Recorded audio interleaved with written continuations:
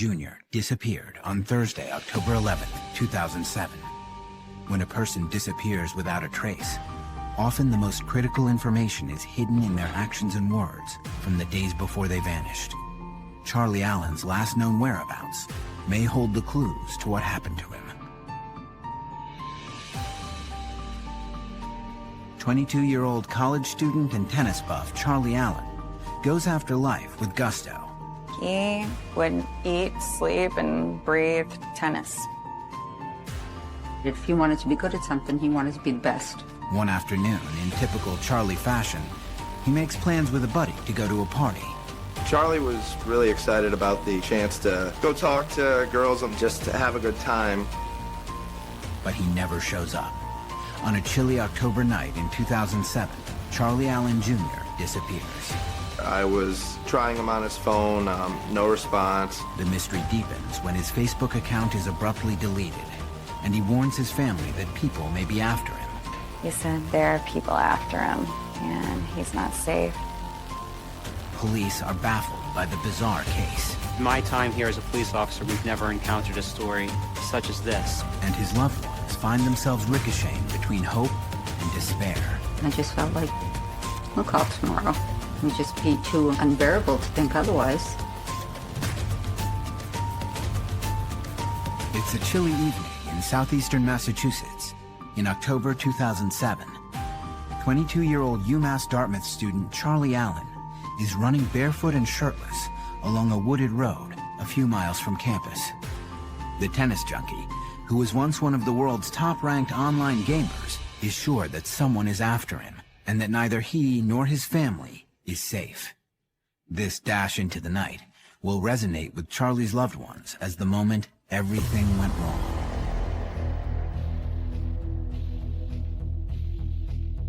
Just a few days earlier, Charlie heads over to nearby Providence, Rhode Island to meet his younger sister Brittany. 15 months apart, the two siblings are very close and see each other often.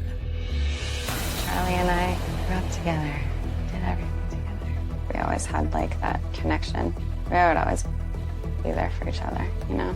We saw each other all the time. They catch up over lunch with their mother Ann, who comes down to see her kids a couple of times a month from her home a little more than an hour-and-a-half drive north in Haverhill, Massachusetts. That was a great day. I just remember leaving feeling happy. You're doing good in school, play tennis, and he seemed happy. And I remember driving home feeling really good. Charlie is the oldest of 3 kids in a tight-knit family. Very close. I could talk about anything and everything. He told me more, sometimes things I didn't really want to know. Was a great kid growing up. Enjoyed playing baseball and was very good at school. He enjoyed life and he did well. He was in the honor society. He could get good grades without even trying hard. Charlie grows up hanging out with friends in the neighborhood and enjoying vacations at the family's summer house in Gloucester, Massachusetts. Charlie had a lot of neighborhood friends, and our house was one of the gathering places. He was just always like the light of the party. He was just very outgoing, and just liked to have a good time. He was a good guy. He seemed like, he had everything in order. In high school, Charlie becomes interested in online gaming, competitions in which multiple players compete over the internet. He becomes especially good at the game Half-Life. He was very determined. He would put a lot of time and effort into anything to make himself the best, and he was the best. When Charlie first got into online gaming, he fell in love with it. He wanted to be #1. Charlie's gamer name is Neo, and he soon becomes one of the top-ranked Half-Life players in the world, even traveling to Texas for a tournament. He was considered the #1 player in the world. Standings, his stats, if you looked him up online, that would easily tell that. He was very well regarded, one of the best in the world, and a lot of people knew him for that. They wrote articles about him and that kind of thing, so it was pretty impressive. I remember in high school, and some stranger walked up to me and was like, "Are you Neo's sister?" I was like, yeah, I guess so. It's like, I love him. After graduating high school, Charlie enrolls at UMass Dartmouth. He majors in psychology and gets good grades. He even thinks about going on to medical school after graduation. Having conquered the online gaming world, Charlie shifts his focus to tennis when he gets to college. He approaches it with the same determination to learn and be the best. He ended up making the college team. He would dedicate himself to something, a passion, and he would spend pretty much all his time working at that particular thing and until he felt he was mastering it. It was all he talked about. He would study it, the strategies of the game, and he would play all the time. He would eat, sleep, and breathe tennis. He was always a happy-go-lucky guy, always had a positive attitude. On the courts at UMass Dartmouth, Charlie meets fellow student Mason Vio. I had gone down there to practice. I had seen him. He had asked me to hit, so we started hitting and we got it off from there. The two quickly bond over their mutual love of tennis. Charlie was a quick learner. He had developed his skills pretty quickly, and he had a good forehand. He liked coming to the net, and he was able to stay out there with anyone. Charlie is fascinated when Mason tells him he trained at tennis academies in Florida, something Charlie aspires to do himself. Charlie wanted to get a lot better. He had always said he wanted to go down south and just train to see how good he could get.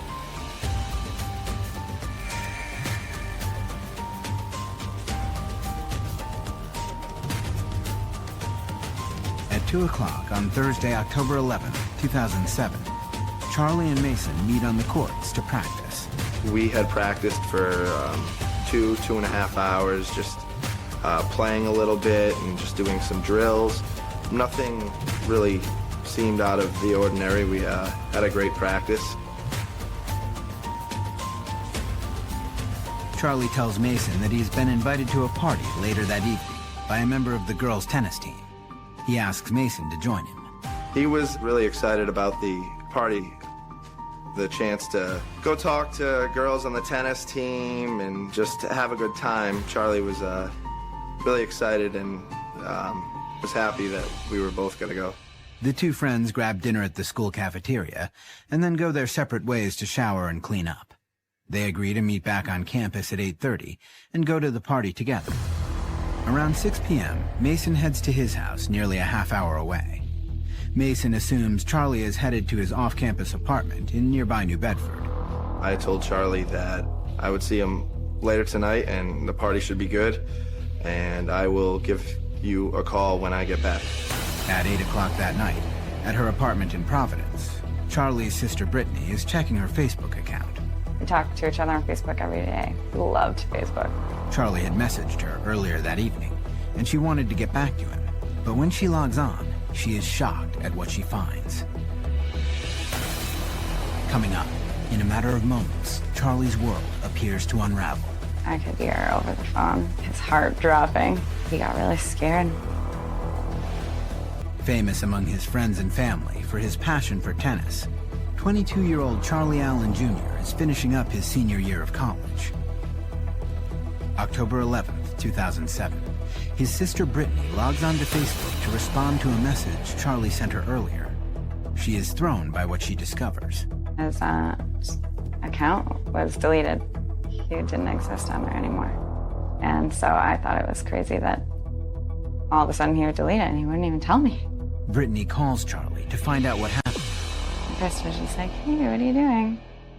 And he was like, I'm walking, just thinking about going to this girl's party. I was like, okay, well, called because I was wondering, why did you delete your Facebook? And I could just like hear over the phone him, like his heart dropping. It was like all of a sudden, he got really scared. Brittany is confused when Charlie tells her he has no idea what happened to his Facebook page and that he didn't delete it. And then he just started panicking. He's talking really fast, just in a panic. What Charlie tells her next is stunning. There are people after him, and he's not safe, and I'm not safe. It's like, you have to leave school right now. You have to go home. stay with Dad. Dad's the only one who can protect you. They're really important people after me. I've sent some emails, and I'm not safe. Right before he hung up, he said, all the answers are in the periodic table of illness. Distraught and bewildered, Brittany calls her father. I was really freaked out. And I called my dad crying, and I was like, I don't know what's going on, but he just scared me. Brittany had been very close to Charlie, but with the way that he was talking to her, she was very concerned about his well-being. And at the same time, my wife and I both had received cell phone messages from Charlie where he sounded like he was running and talking about maybe heading south. You know, it was definitely concerning. In the message Charlie leaves for his father, he mentions Mexico and Florida. In the voicemail he leaves for his mother, he talks of Texas. I had a message from Charlie, which was really out of character of him. He had told me that he needs to be loved more and that he felt isolated. He was running at the time that he was talking to me. He was out of breath. And then he kind of hung up abruptly. And I tried calling him back, and he had turned off his cell phone. Charlie's parents and sister all try to reach him on his cell phone, but every call goes to voicemail.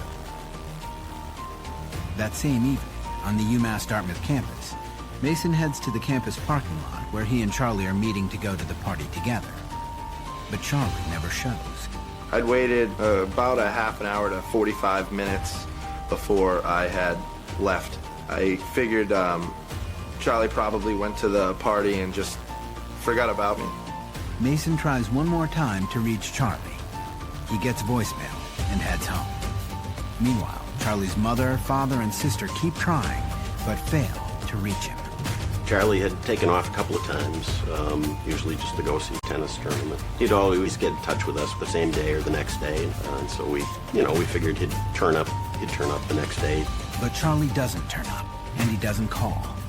His parents notify the university that Charlie has vanished.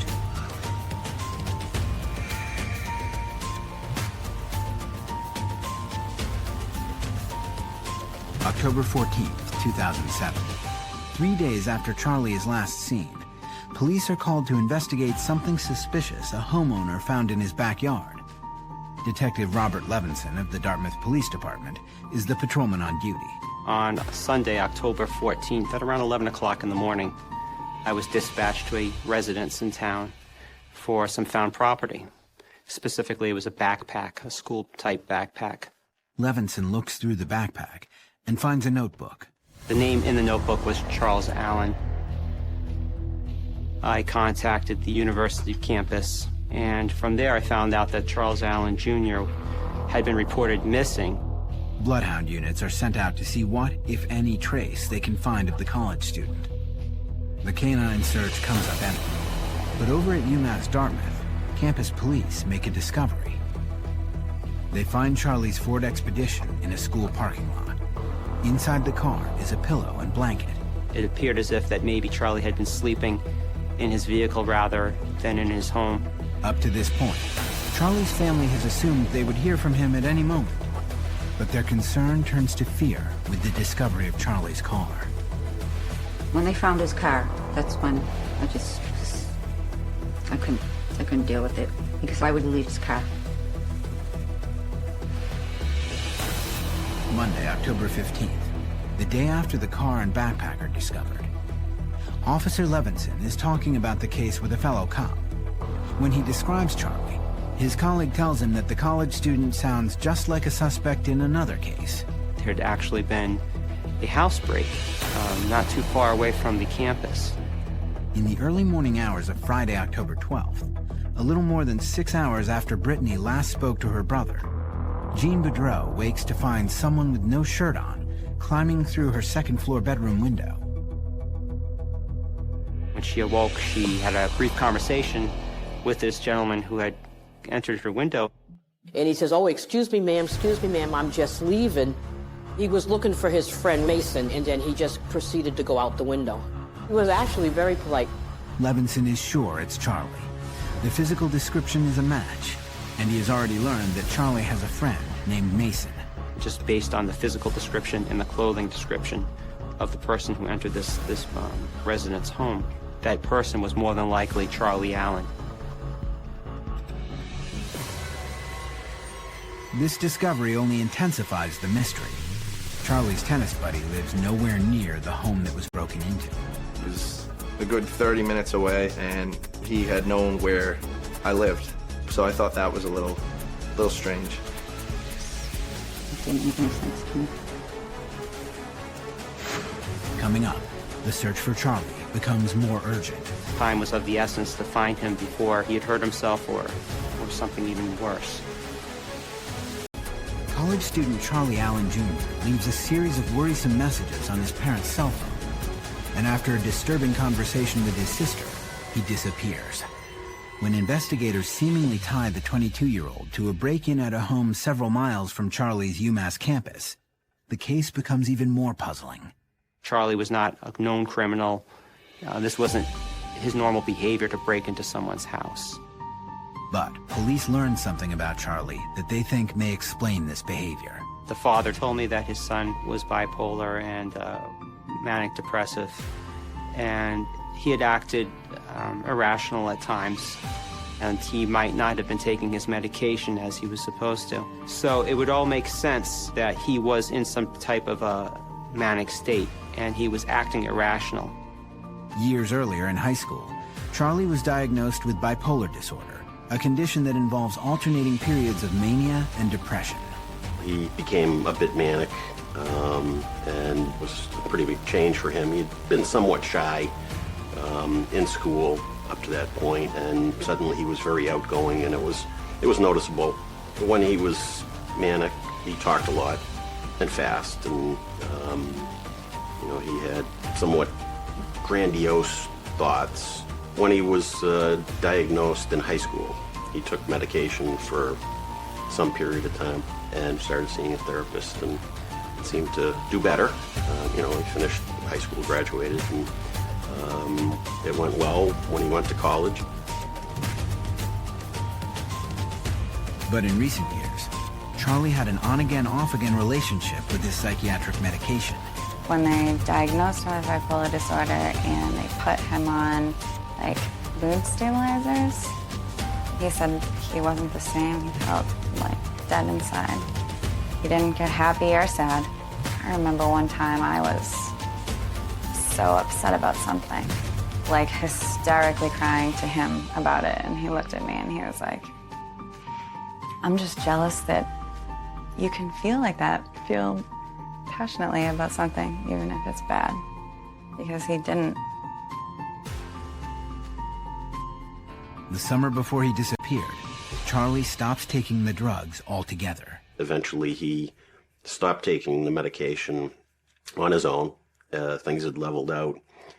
He tried to maintain his physical well-being in relationship to his mental well-being, and he seemed like he was somewhat under control doing it that way. He was like, I wasn't alive before. I feel like I'm living for the first time.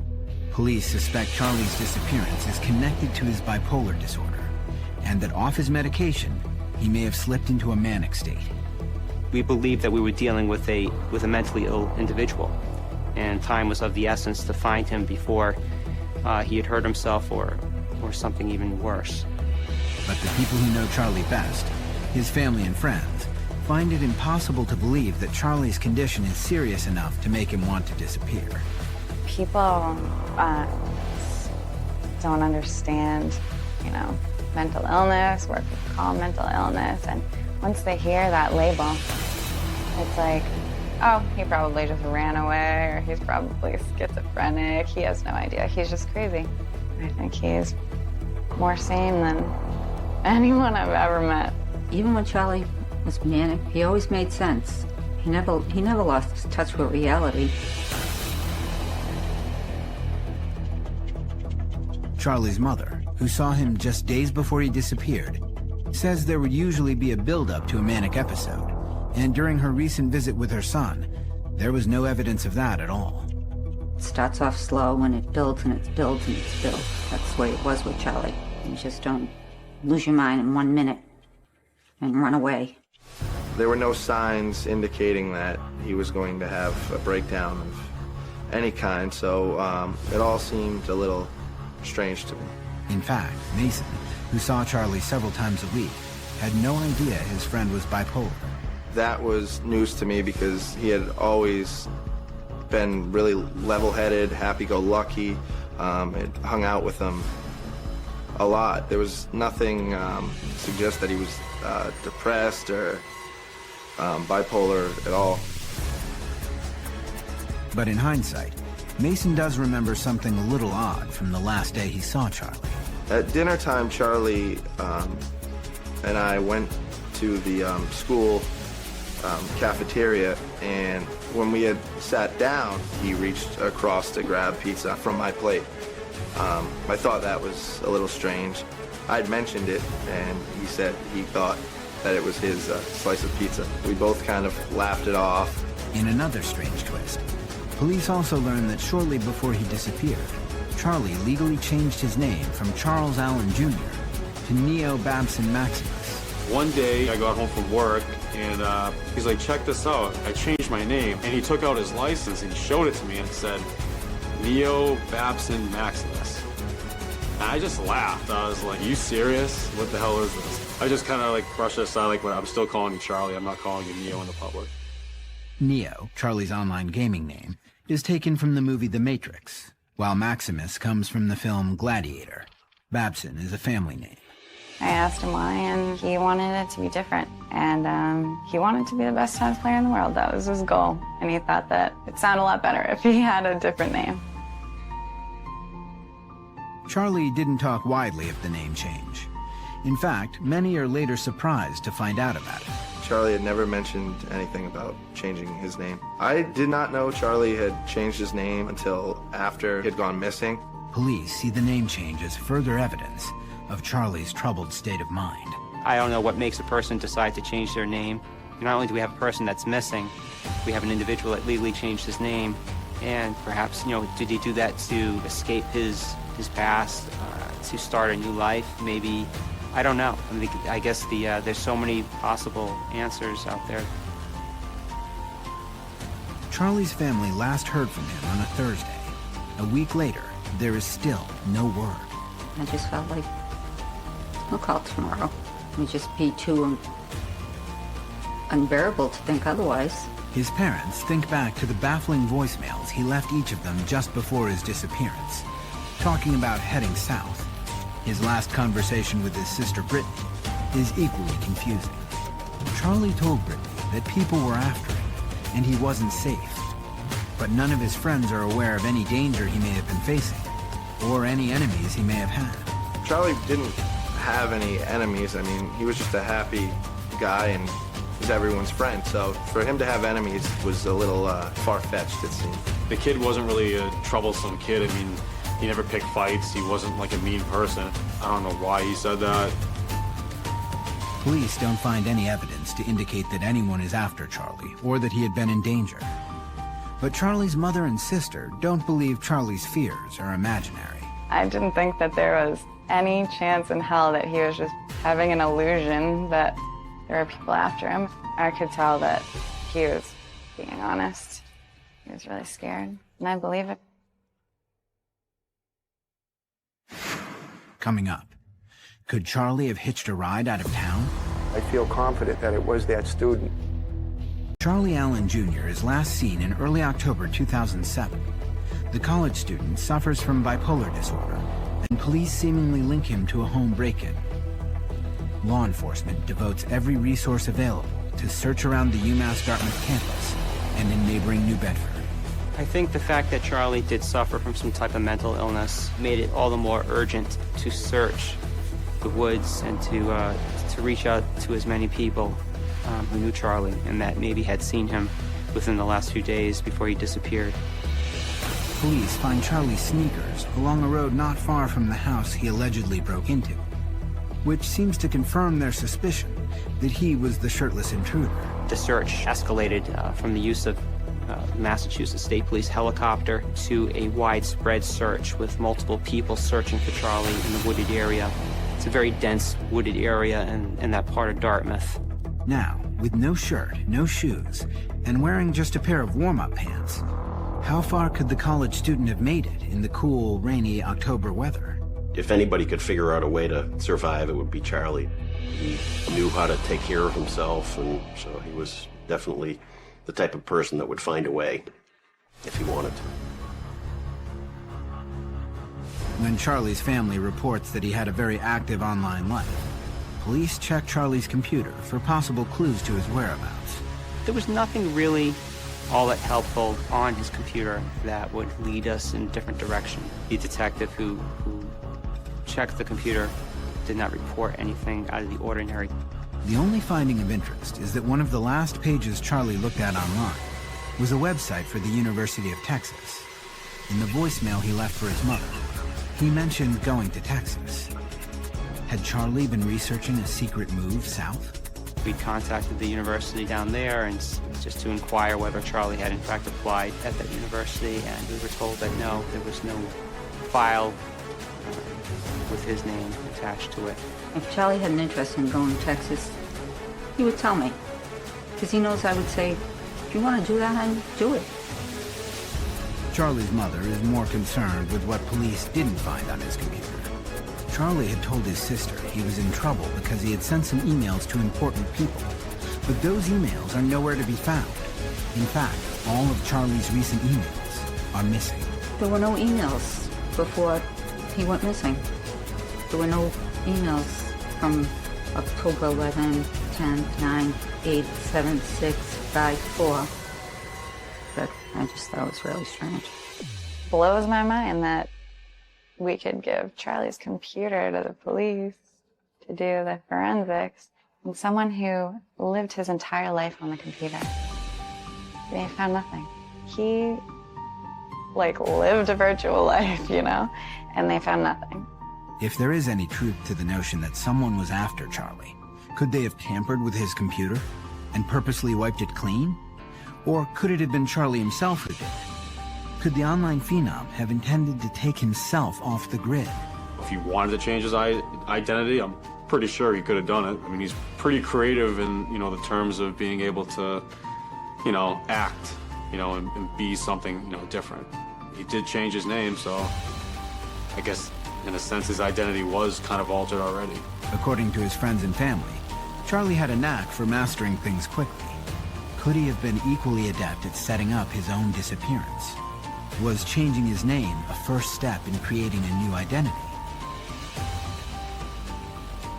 Charlie's family has a hard time believing this could be true. People would say to me, maybe he just doesn't want to be found. Maybe he wanted to go off like that. I'm like, well, you don't know him. He would never want to do that. He was going to go to med school. He wanted to be a doctor. He was so happy where he was at the time with what he was doing. And he had goals for the future. He loved his apartment, loved his classes, loved playing tennis, and then all of a sudden it's all gone. Charlie has been missing for more than a week. With no news concerning his whereabouts, his family is getting increasingly desperate. We couldn't sleep, trouble eating, crying all day. It was just unimaginable. It actually was just, difficult to function. Every second of every day, you'd be thinking about it. And it's just totally unimaginable. Did Charlie flee in a manic state brought on by bipolar disorder? Did he decide to create a new identity someplace else? Or, as he told his sister, were people really after him? There are numerous scenarios as to what could have happened to Charlie Allen. He was in our town. Someone had seen him. Someone had interacted with him. After that, it's anyone's guess what happened. Finally, a few weeks after Charlie is last seen, a witness comes forward. Jim Costa is an electric company troubleshooter. On a Saturday morning in October 2007, he leaves early for work. I Driving down Cross Road, I did notice a young man, no shirt on, and he looked rather disheveled. He looked shaken. He didn't look that good. And I saw that young man walking towards a truck, maybe to ask for help, or maybe he was slept in that truck. I didn't know. While the young man sounds like he could be Charlie, Costa is not able to remember exactly when he saw him, the Saturday just days after Charlie disappeared, or the Saturday a week later. If it was the right day, I feel confident that it was that student. The intersection is near the UMass Dartmouth campus. It is also along Route 6, a major thoroughfare that feeds right onto Interstate 195. We haven't been able to confirm that that was in fact Charlie. But if it was, what happened? Did he approach the truck driver for help or a ride? It's possible he could have gotten on the truck and left the area. That opens up a whole new door for us, or for the family. It gives us hope that maybe Charlie is alive.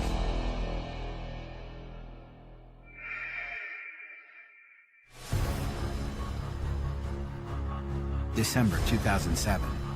Charlie has been missing for more than 2 months, and the trail is growing cold. After a certain time frame in any investigation, after a couple of searches had been conducted, the phone stopped ringing. The leads just weren't coming in. We sort of hit a wall in the investigation. It just became more excruciating. You know, anxiety increased tenfold every day with nothing being found. While Charlie's shoes and backpack were quickly located, there is no sign of his cell phone or his wallet. His father keeps Charlie's bank and cell phone accounts active, just in case. The bank card was never used after he had disappeared, and actually the cell phone itself, I still have the account active, just in case. Every time the phone rang here at home, it would be, your heart would jump. You think it's him or somebody calling about him. Every time, you know, you hear a car pull up or somebody come to the door, you think it could be him. For about 5 or 6 months, I called him every single day, multiple times. I'd leave him like voicemails and stuff, to the point where you couldn't leave him voicemails anymore. The phone would just keep ringing, or it would just hang up on you. Charlie's family prays for answers, but as the days wear on, they are left with only questions. Where is he? What happened to him, and why hasn't he called? It is impossible for them to believe that Charlie has intentionally cut them off. But it is even more horrifying to imagine that he may have done so against his will. Oh, it's just like you're suspended. Sometimes I pray for answers and then I think, oh wait, is that really what I want? What if, you know, he's dead, but it still eats away at you, you know? You can't find peace in this, you know? Coming up, a group of private investigators and a fresh search offer new and disturbing leads in the case. When we get the call, our hearts just dropped. The disappearance of 22-year-old college student Charlie Allen Jr. devastates his family and confounds police. It's very frustrating. Is it possible he's out there and he doesn't really remember who he is? I don't know. I personally would like to believe that he's alive and he's out there somewhere. Several months after Charlie's disappearance, his family is dismayed by the lack of movement in the investigation. They reach out to a private investigator, John Lassis. Charlie Allen Sr. contacted me, and they were just devastated that they hadn't been able to locate him. Described him as very intelligent, loved his family, and they knew that he was off his medication. He was manic. He believed that he was being stalked. People were after him and his family. Lassis takes on the case pro bono and forms a cold case team with several other PIs to help. They start by considering the area where Charlie was last seen and weighing whether or not he could still be somewhere in the vicinity. Could he be in the woods? Absolutely. He may have committed suicide. He may have fallen into foul play. It's all a possibility. The first order of business is to organize a new and comprehensive search of the 4-square-mile wooded area bordering UMass Dartmouth. The terrain is dense and difficult to navigate. Alive or dead, if Charlie is in the woods, Alyssiah is confident that they'll find him. Police have already explored the area, but Alyssiah and his partners plan a much larger and deeper search, employing ground searchers, ATVs, helicopters, canine units, and cadaver dogs. More than 300 people take part, and the massive effort kicks off on the year anniversary of Charlie's disappearance. This search is the largest civilian-run search that we're aware of in New England. Private investigator Alan Tate coordinates the search. As guides, he uses Charlie's last known location, as well as where his shoes and backpack were found. To search this area here, although on the map it looks nice, wide, and open, on the ground it's very thick and very difficult for ground searchers to navigate through. Charlie's friend Anthony is one of the many volunteer searchers. I was kind of hoping we didn't find anything, because obviously who wants to, I mean, you want closure sometimes, but at the same time, I mean, I'm the type where I don't want to give up, so it's like I don't want like an ending that's not positive. But on the third day of the search, a team including Charlie's own cousin comes across some bones. When we got the call, our hearts just dropped. Obviously, after that period of time, you know, it's almost like you might expect it's going to happen, that they would find him. You know, so it was, your hearts drop, but you feel like this is finally it. For like 24 hours, we didn't know if they were his bones. So it was not a fun situation to be in. When they found the bones, just, I couldn't even describe to you what that feels like. And just pretty much died. But the bones turn out to be animal, not human remains. It was difficult to do the search, but it was something that was necessary to do. We knew it needed to be done, and in my opinion, the outcome was good. You know, that he wasn't found. I was just exhilarated. They didn't find anything. I don't believe that Charlie is in the woods. I believe at this point that Charlie made it out. But where did he go? While the search indicates that it is unlikely Charlie or his body is in the woods, it still offers no clues to what happened to the college student. There's so many different ways you can look at it. I personally am trying to remain positive. I'd like to think that he's out there somewhere and he's still alive. I think that if Charlie had passed away, I think we would have come across him by now. The only place to go with this investigation right now is to assume that he is alive and see if we can find him. As the months pass, there is no word from Charlie, and no sign of him anywhere. The investigation appears to have hit a dead end, but his friends remain hopeful. I feel like wherever he wanted to go, he had a plan. And if the plan didn't work out, you know, 100% the way he wanted it to, the way he thinks, he would have a backup plan. He would have ways of getting by if stuff didn't go the way he wanted it to go. I think Charlie wandered off. I think he probably is somewhere down south playing tennis like he wanted to.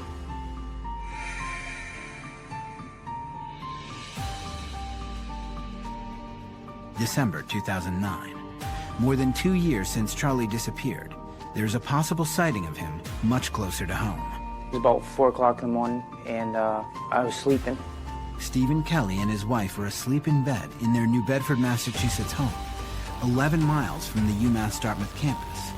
I heard the door knock. So, you know, I ran to the door, and I opened the door, and there was a young man standing at the door. Wasn't dressed for the weather. He shouldn't have been outside at 4 o'clock in the morning. He said he needed help getting back to SMU.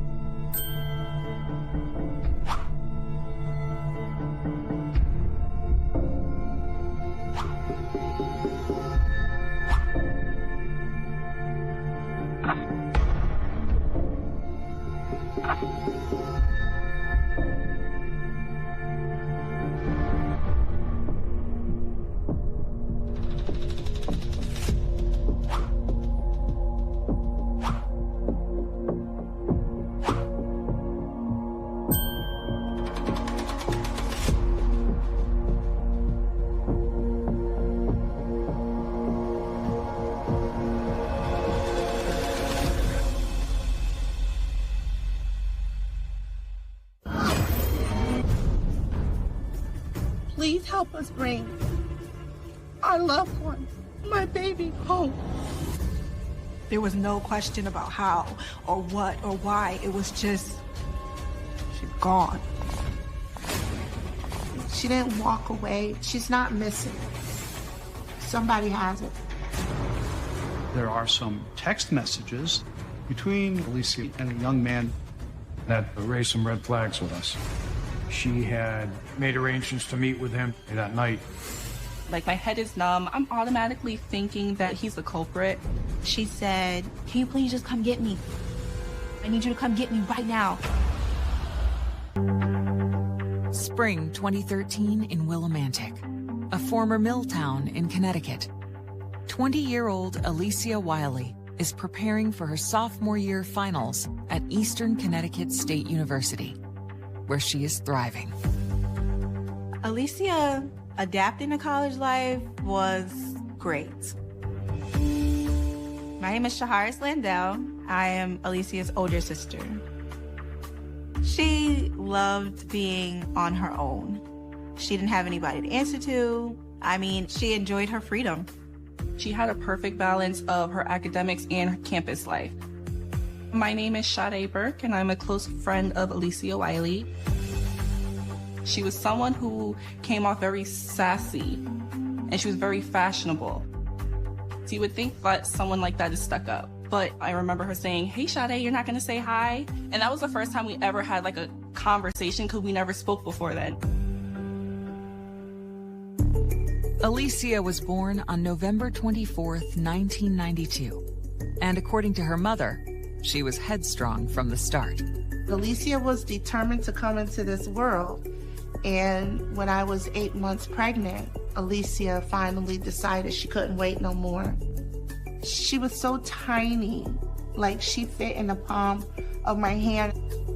We used to call her Lily because her sister really couldn't say Alyssiah. She will always say Alili. The third daughter of single mother Karina Martin, Alyssiah forms a tight bond with Shaharis, her older sister. Alyssiah was the type that would, if she saw me liking something, she would try it out. We fought over clothes because she, I don't want to give her a bad name, but she was a bit of a klepto at one point. We love fashion, we love dressing up, and that's something that we bonded on, glamming up. But we were there for each other. We were close. Growing up, life isn't easy, but Karina instills in her daughters the drive to overcome adversity. Education was so important because she was a single mom. Making sure that we were able to stand on our own was a huge thing for her. She was just like, you have to have an education. I didn't go to college, but you're gonna go to college. Alyssiah's drive was unstoppable. I was in awe of it. Alyssiah's hard work pays off with a presidential scholarship to Eastern Connecticut State University. It covers tuition, room, and board. We were ecstatic for her to be a young Black woman and see that people were recognizing her for the content of her character and her exceptional mind, you know. That's huge. That's huge. But on the night of Saturday, April 20th, Alyssiah's best friend, Sade, is concerned when Alyssiah never shows to meet in her dorm room as they had planned. We initially started texting, I want to say around 11. She's telling me that she's walking, she's coming to me, she needs a drink. We were just gonna hang out. I was waiting for like a text or a call or something that she was coming, and I got nothing. Then I called her twice, and I got no response to that either. But briefly for that moment, I let it go. I'm like, okay, next week it's gonna come, and she has to go to class. Monday comes, she's not there. Not in class, anything. So now, I'm not gonna lie, I'm really freaking out. With her anxiety mounting, Sade decides to seek help the next morning. I approach our professor and I ask him, have you seen Alyssiah? He's just like, no.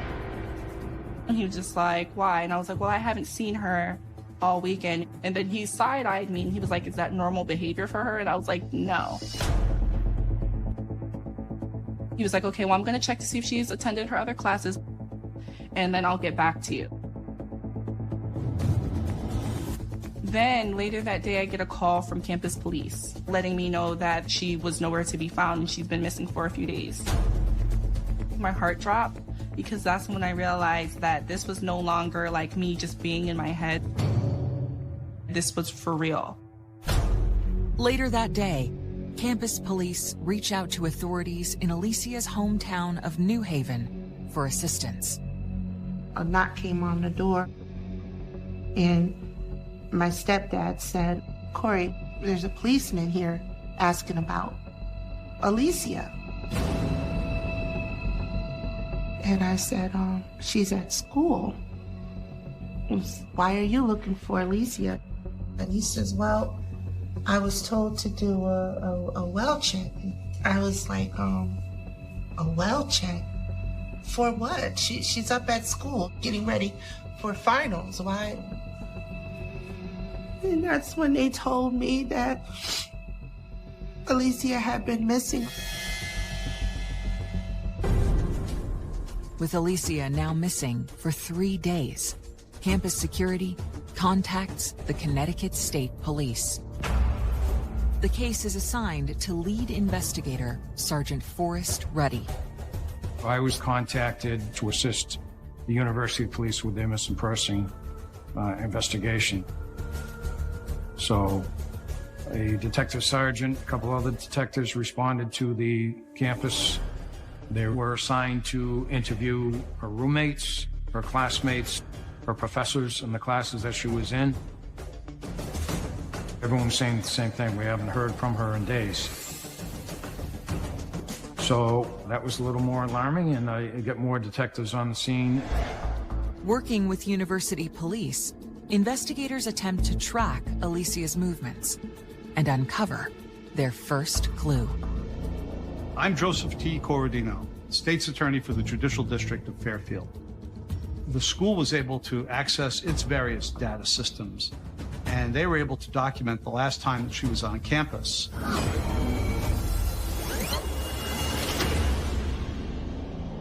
The footage in question shows Alyssiah on the morning of Saturday, April 20th. We have her on surveillance cameras in the lobby of Ockham Hall, and then leaving the building. We were able to recover Alyssiah walking out of Ockham Hall.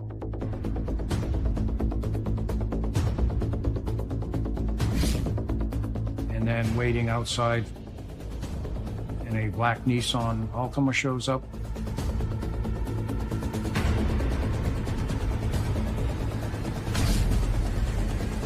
And Alyssiah gets in there. That raised some red flags with us. Shocking secrets from the past. I didn't want her to think, who else can I trust? So I kept it. What she told me, I kept. Heartbreaking regrets. I was just crying. That destroyed me because it made it feel like she was never coming back. And the quest to decipher Alyssiah's final moments. She said, I want you to know this isn't the first time this happened. And I was like, what do you mean? The story changed, so we want to gain as much information as we can. Connecticut authorities are investigating the disappearance of 20-year-old college student Alyssiah Wiley. When investigators inform Alyssiah Wiley's mother that her daughter has been missing from campus for 3 days, she's distraught. It took me about 45 minutes to convince the officer that Alyssiah, she's not missing. She didn't walk away from her life. She's not missing. She's not missing. Somebody has her. The last time Alyssiah was seen on campus was on Saturday, when surveillance footage captures her getting into an unidentified black car. It was obvious to us that she knew who it was. At that point in the investigation, it looked like, okay, she was a willing participant in that vehicle. University Police Department detectives had been speaking with family members. They were in contact with the last person known to be seen with Alyssiah. The family reveals that the person in question is her boyfriend, Jermaine Richards, and that the relationship began in high school. When she was a junior in high school, she was like, hey, I started talking to this guy. That guy was Jermaine. Alyssiah told me that she was walking home from school one day and he seen her and approached her in a car. That's how they met. She just said that she really loved him and she did want to start a family. She described him as like the dream guy. After reviewing the footage and confirming that the vehicle belongs to Richards, investigators make arrangements to question him. Detectives had been speaking with family members, and they related to us that they were in contact with the boyfriend, Jermaine, and they asked him to respond up to the police department to assist us in our investigation, since he was the last person known to be seen with Alyssiah. We're looking for help here. We want to gain as much information as we can. Richards tells police that after picking up his girlfriend on campus a little after noon on Saturday, he then drove an hour and a half southwest to Bridgeport, where they spent an uneventful day at his mother's house. Then he told the police he had dropped her off on campus on that Saturday, sometime shortly before 11 p.m. He left her at the Dairy Queen, which is about 2 blocks from the main gate of the campus, and he came back to Bridgeport. According to Jermaine, he hasn't heard from Alyssiah since dropping her off. So at the time we spoke initially with Jermaine, we looked into his background. He didn't really have that much of a criminal history. The family also had mentioned that he was in the nursing field, healthcare assistant, at home care and things like that. In interviewing his mother, she pretty much said that she had seen Alyssiah and Jermaine at her house in Bridgeport the night before. They were getting along, didn't seem like anything was wrong, so she said there was no issues. We looked into his black Altima to see if there's any evidence in there, any signs of a fight or anything broken inside the vehicle. There was nothing. To track the couple's movements on Saturday, investigators subpoena their cell phone records. While they must wait for Alyssiah's, they immediately gain access to Jermaine's. Cell site data is limited. We don't get an exact GPS location. We simply get a range in which the phone may have been. After he left her at the Dairy Queen, he gets on the telephone. His cell phone was on the towers up in Willimantic at 11 p.m. And then there was a 45-minute phone conversation with another friend. He's on the telephone almost all the way back to Bridgeport. So his phone is making contact with cell towers over the entire distance from Willimantic back to Bridgeport. That's a distance of about 75 miles. It seems Richard's story checks out. Jermaine Richards said he had dropped her off on campus. So the police set up a cordon around the campus to interview any person that came into that cordon and ask them if they had been out the previous Saturday night. Over 300 people were interviewed. But no one claims to have seen her. Investigators broaden their search from the college campus and find something disturbing nearby. My name is Daniel Tepfer. I'm a reporter for the Connecticut Post newspaper. Just kind of an odd population in Willimantic. Just down the street from the school, there was kind of a rooming house drug addicts and people with psychological problems. So there was always that question about maybe somebody in that town could have done something to Alyssiah. If in fact he did drop her off there, some random sex offender could have grabbed onto her, thrown her in a car, and then taken off.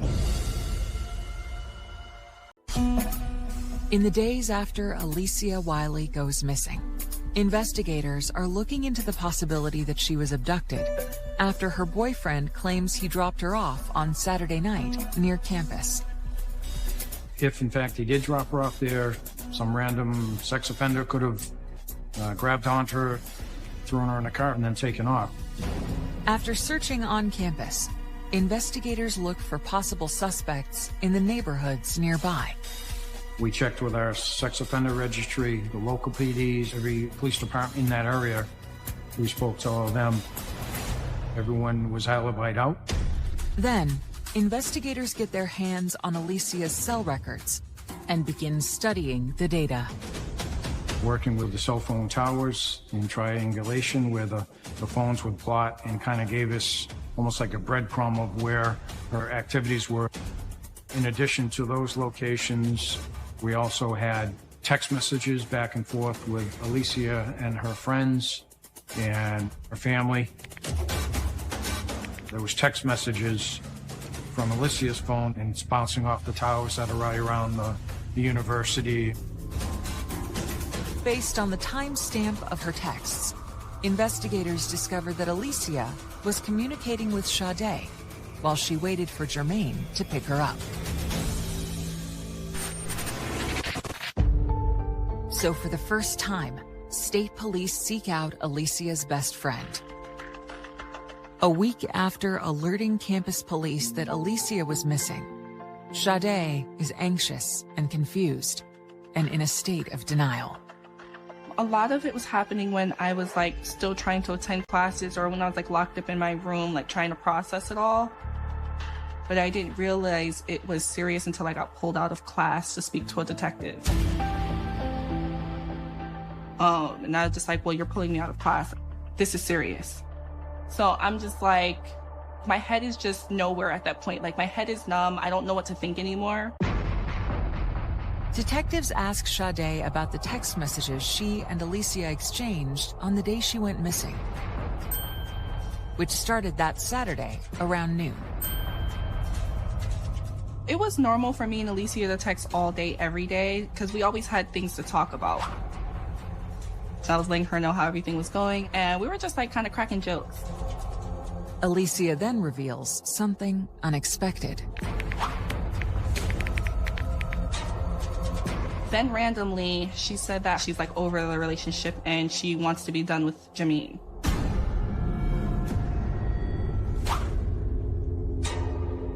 The text wasn't odd to me, because I felt like I knew Alyssiah was going to break up with Jermaine soon. I just didn't know when. What caught my surprise was not the fact that she actually was breaking up with him, just that she did it sooner than I expected. According to Sade, once Alyssiah started college, her relationship with her long-term high school boyfriend began to change. As me and her became closer, and the more we hung out and the more I started to bring her around the friends I was around, she started to meet other guys. And of course, they're more studious. They're upstanding guys. You know what I mean? They're in college. Jermaine is somewhere else. So I feel like that opened her eyes a little bit more to like the world. There's more to life than just Jermaine. I feel like she started to have like a self-realization moment. And over time, I noticed that she was more open to dating or talking to other guys. And that's what let me know, okay, Jermaine's gonna be out of the picture pretty soon. I think she just said she was just like over it, like her patience is just through with him.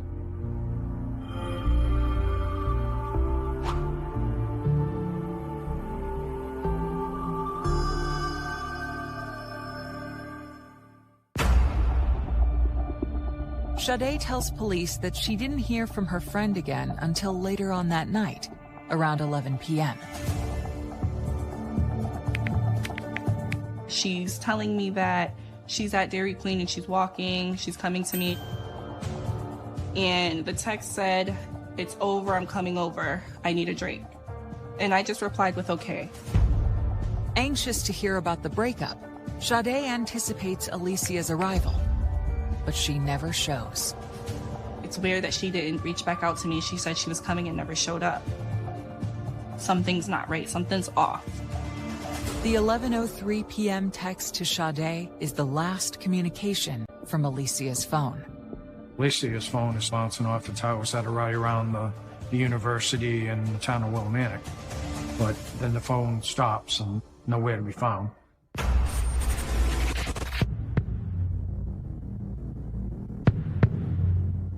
However, her phone offers another clue, a series of texts to an unknown number that begin that Saturday at 4:43 p.m. There was a former boyfriend that she was speaking with. She had made arrangements to meet with him that night.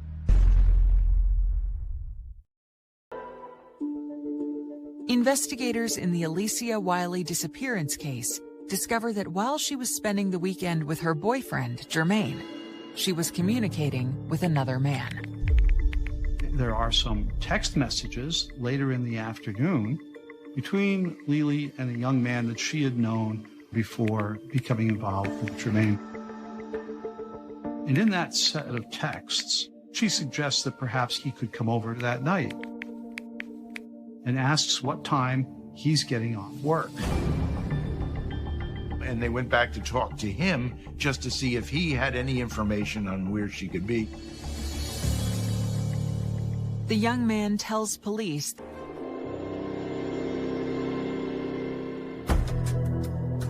when investigators learned that Alyssiah had reached out to an ex, the same weekend she had planned to break up with Jermaine, detectives re-examined the relationship with her long-term boyfriend. Well, that was very concerning to us. We're looking for help here. We want to gain as much information as we can. But when detectives try to find out more details on their relationship, they're surprised by what they find. Her friends didn't really know much about him. Occasionally she would let slip some little thing, but he was her big secret. A lot of her friends really didn't understand why. It definitely was something that she kept under wraps. She was in another world when he came around. It was like nobody else existed. She was in love with him.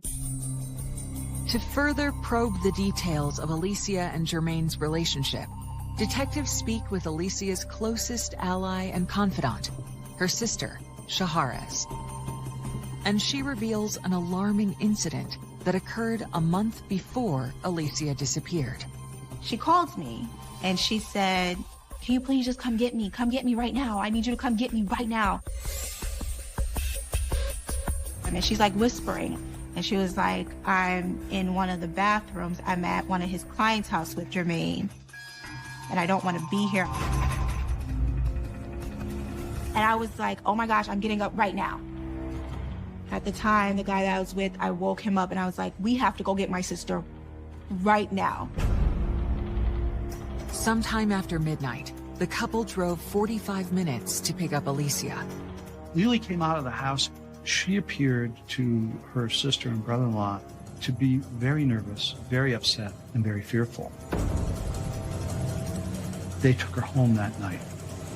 And I'm like, "What happened?"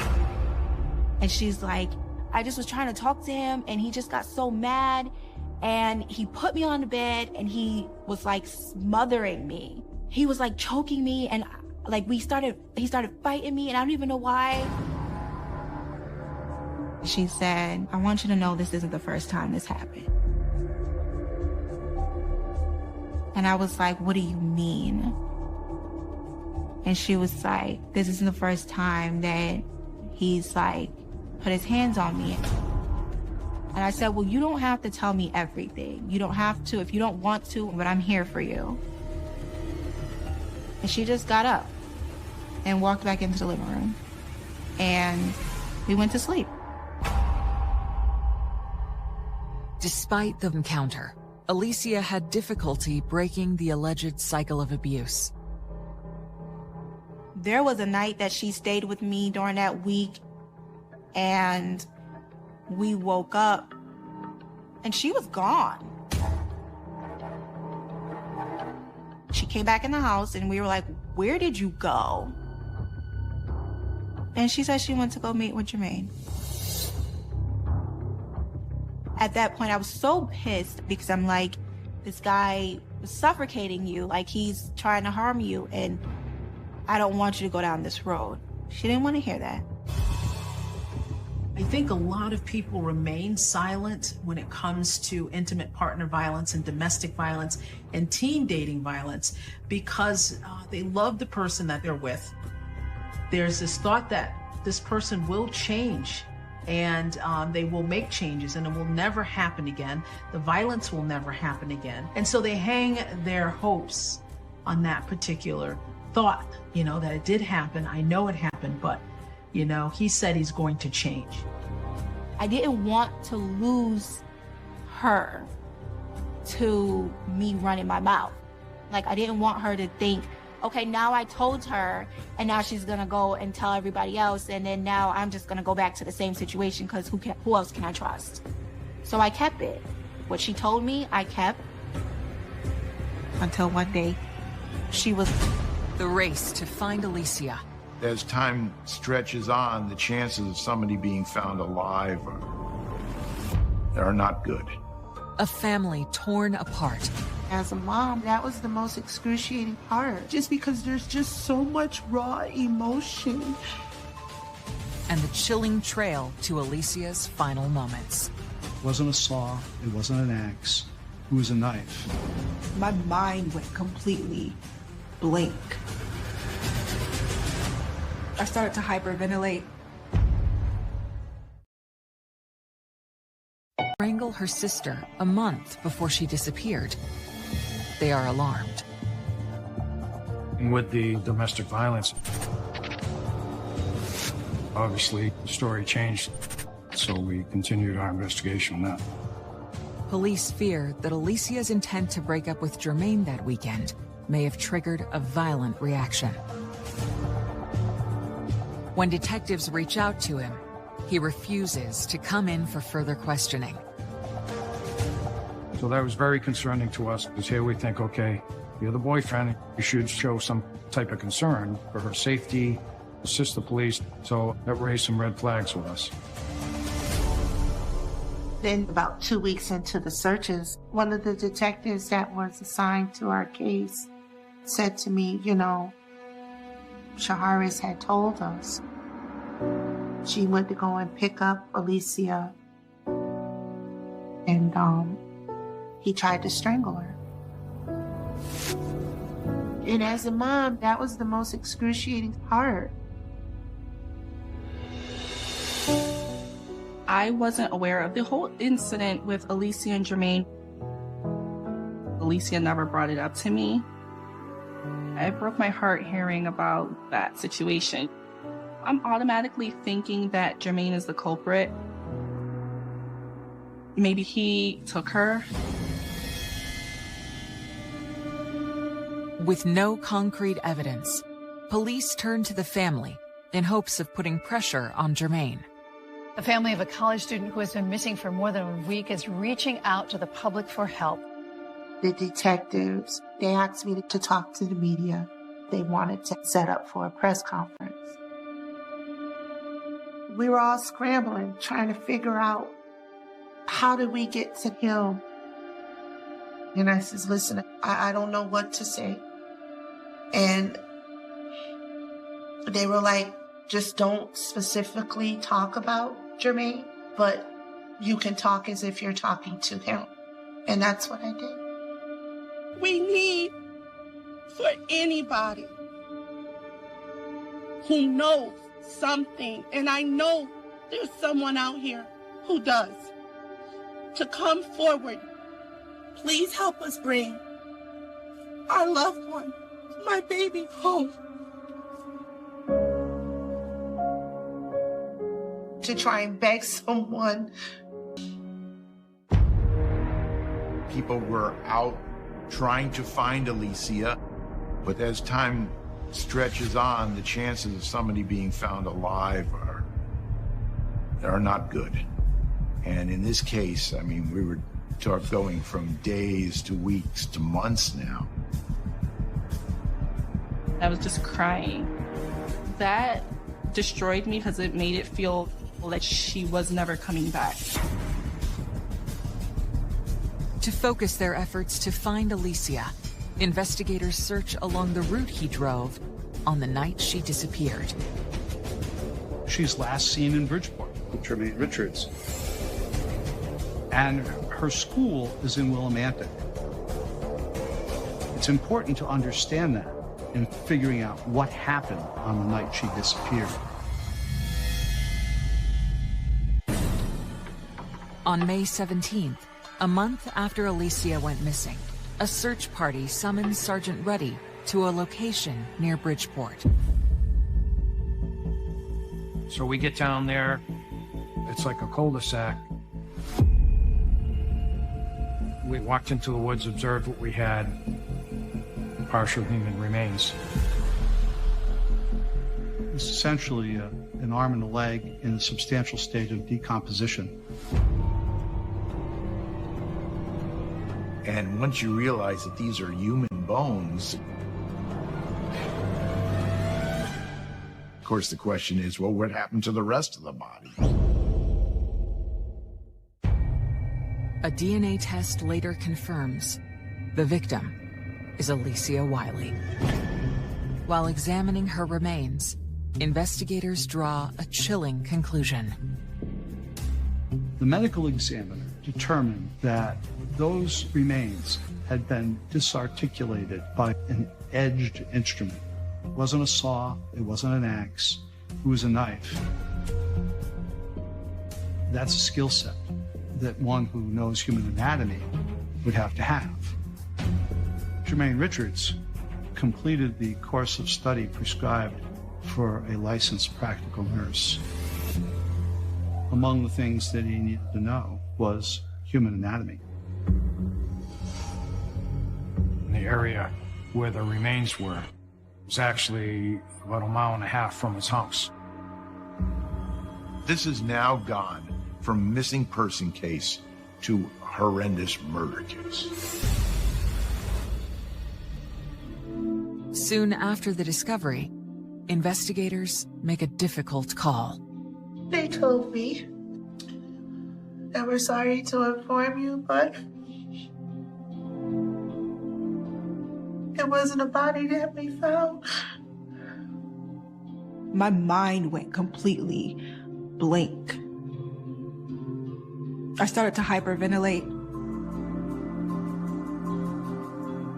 Not only did he murder her, he threw my baby away like trash. And I just remember, I just started bawling. I just couldn't take it.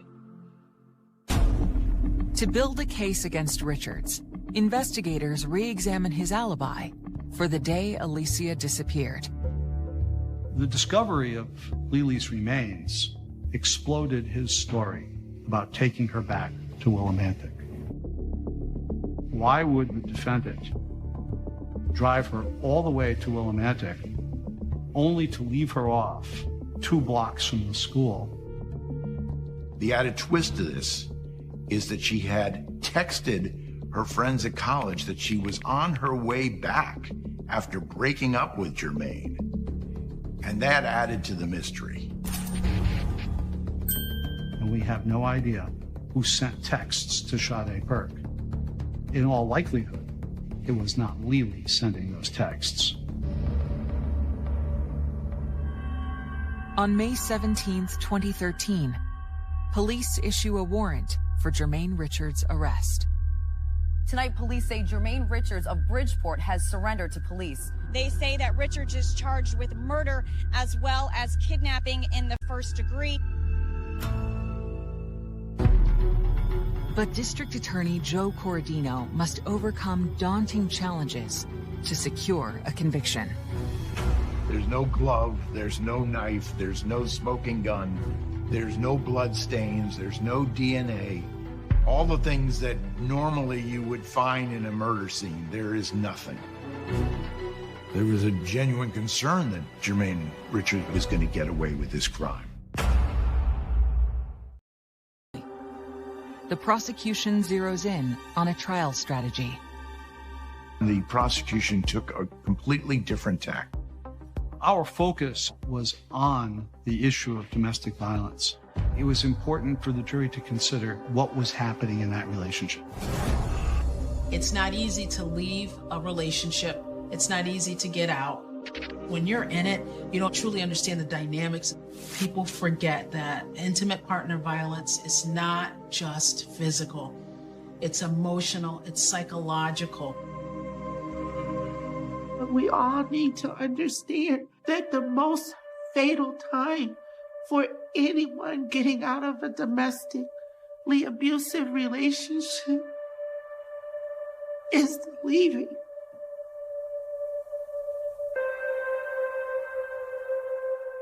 I didn't teach my girls that. I didn't know.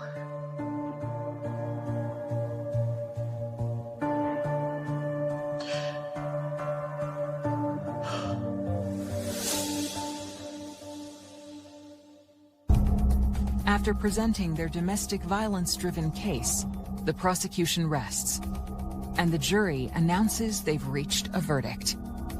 I remember I was sitting with Karina. We were like holding each other's hands the entire time. We were both super nervous. We didn't know what was going to happen. And then the foreman said guilty.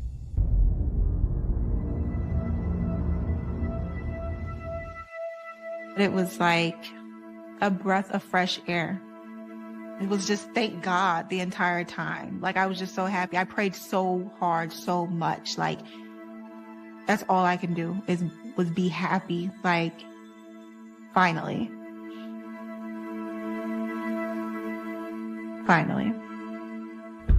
Jermaine Richards is sentenced to 60 years without the possibility of parole for the murder of Alyssiah Wiley. In the wake of the trial, Karina sets out on a mission to share her hardship and honor her beloved daughter. The horrific loss of her daughter didn't paralyze her. It didn't numb her. What it did was it motivated her.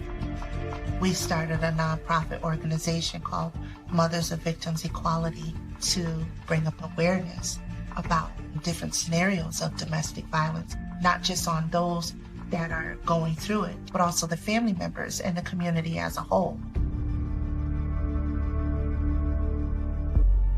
Years later, Shaharez recalls the final moments she spent with her sister, a few weeks before she was killed, and a heated exchange about Alyssiah's relationship with Jermaine.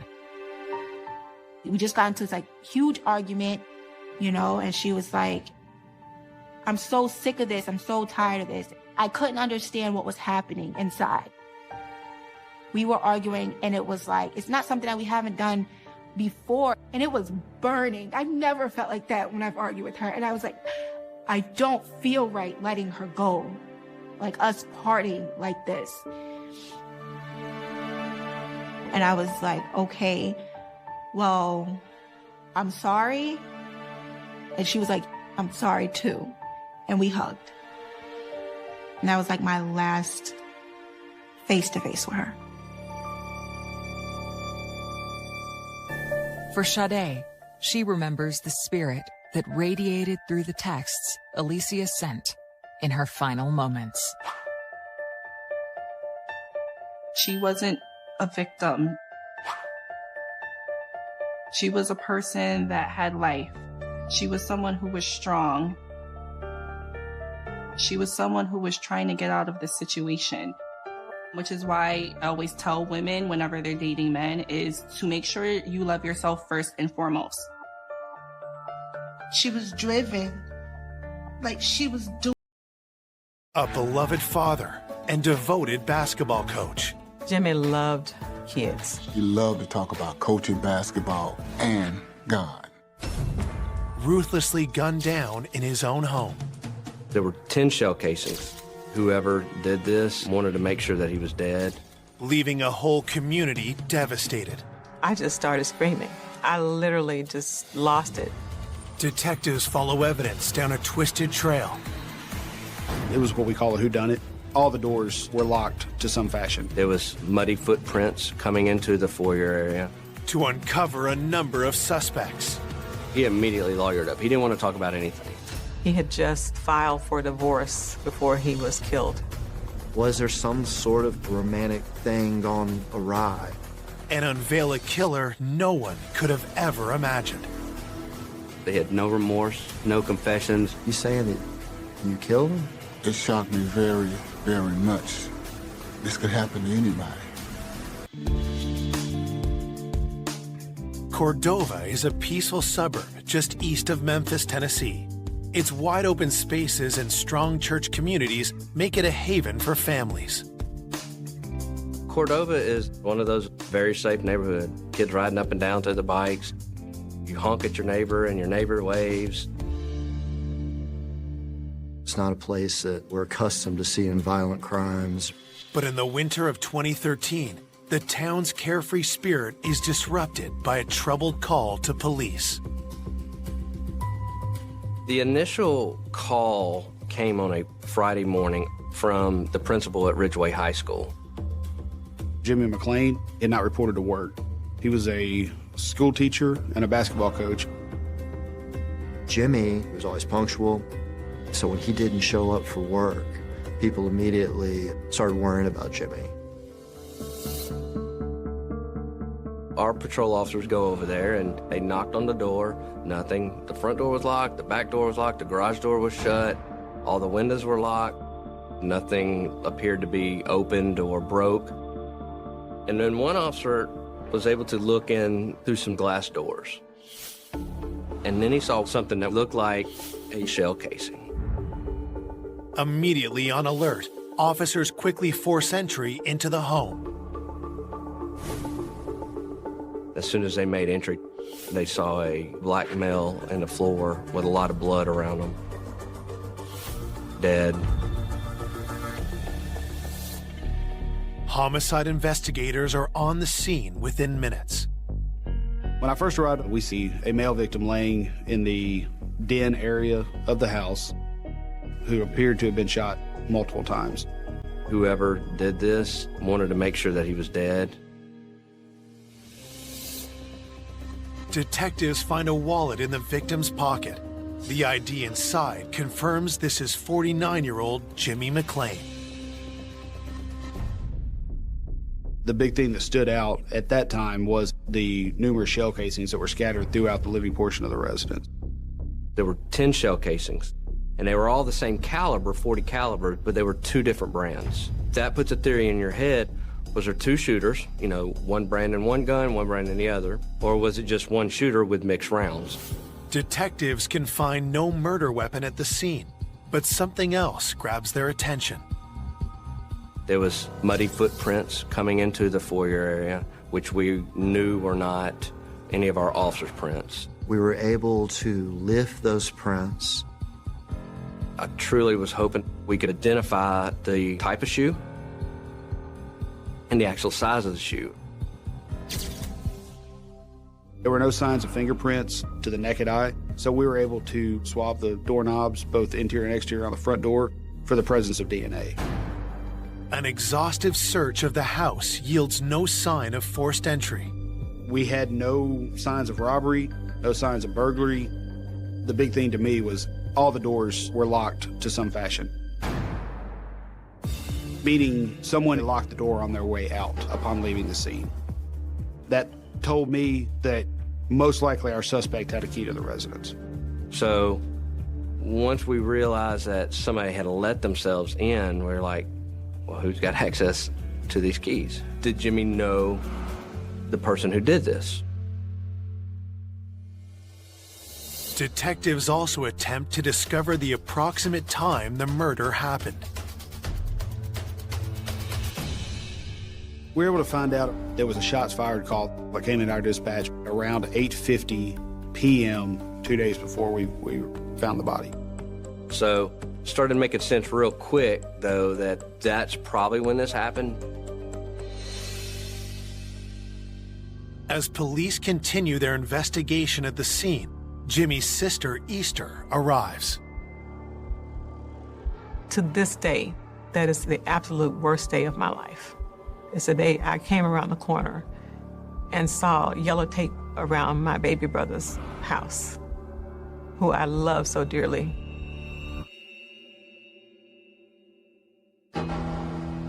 The police asked me, "Ma'am, do you know who lives here?" I said, "My brother is my brother. Where's my brother?" Officers confirm Easter's worst fears and tell her that her brother has been killed.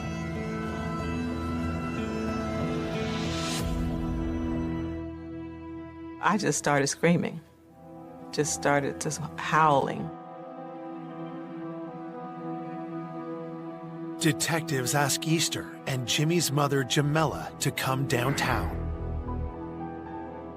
Through her tears, Easter tells detectives how young Jimmy grew up to be such a beloved figure. We grew up in eastern Arkansas. Jimmy is the fourth of 8 kids. He was intelligent, precocious, very athletic. From a young age, Jimmy McLean had a passion for basketball. Jimmy walked tall, slender, like a greyhound. It's real tight muscle, flexible, agile. His nickname was Full Time because he never played half speed. He always played full speed, and that's how he took life. Jimmy had played basketball with Scottie Pippen. Jimmy considered Scottie Pippen a friend, and I think it was likewise. After 7 years of professional basketball, Jimmy took up coaching. Jimmy loved teaching and mentoring. He just was a natural leader with youth. Jimmy had found his calling, but one part of his life remained unfulfilled. The thing that he talked to me the most about was his desire to be married. In the late 1990s, Jimmy met the partner he'd always dreamed of. Her name was Carla. He was very happy, very excited. He took his relationship very seriously. The next summer, they got married. Jimmy also became a father to Carla's 2 children from a previous relationship, 16-year-old Tiffany and 11-year-old Dwayne.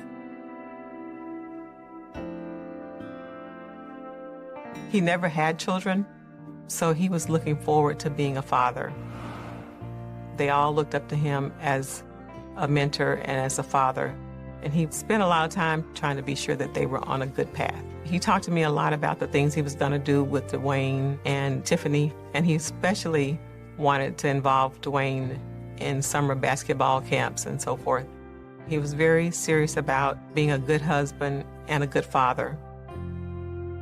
Together with Carla, Jimmy raised Dwayne and Tiffany as his own.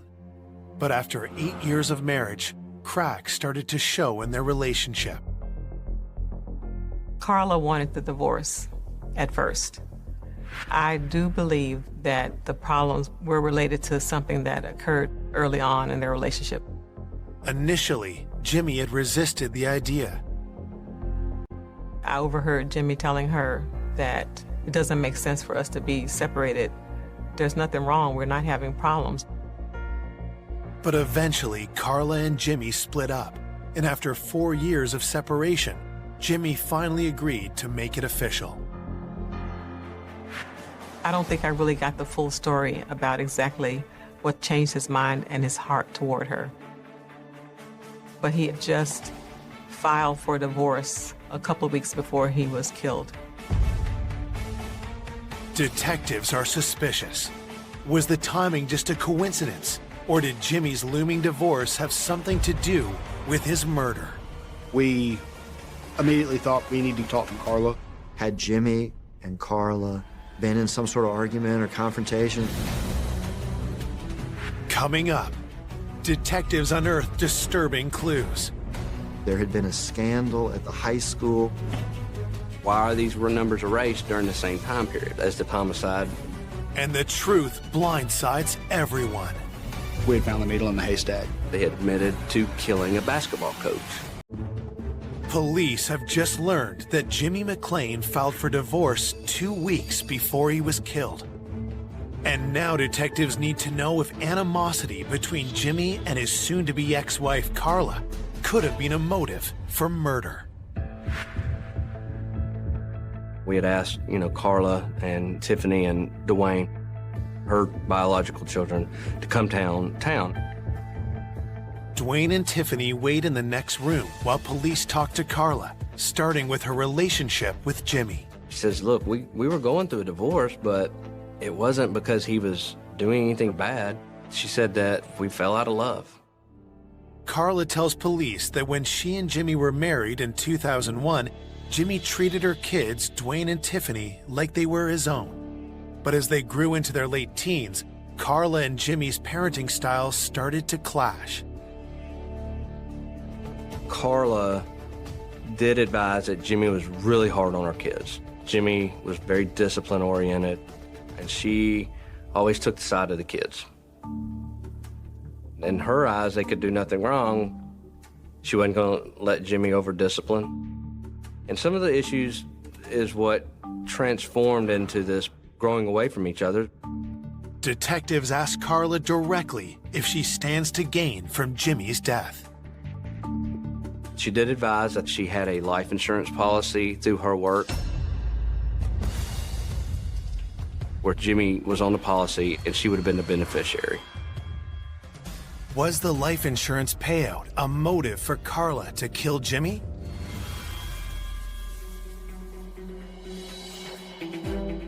Knowing evidence from the crime scene suggests the killer let themselves in. Detectives need to find out if Carla still had access to Jimmy's home.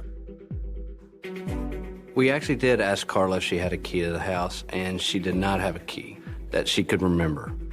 Undeterred, they ask where Carla was on the night of the murder. She didn't go out and do anything. She said it was raining that night. It was nasty weather. She actually went to her bedroom and read a book. We asked if anybody could verify that. She said, well, my son, Dwayne, because he was at home as well. To confirm Carla's alibi, police bring in Dwayne and Tiffany, who are waiting in the next room.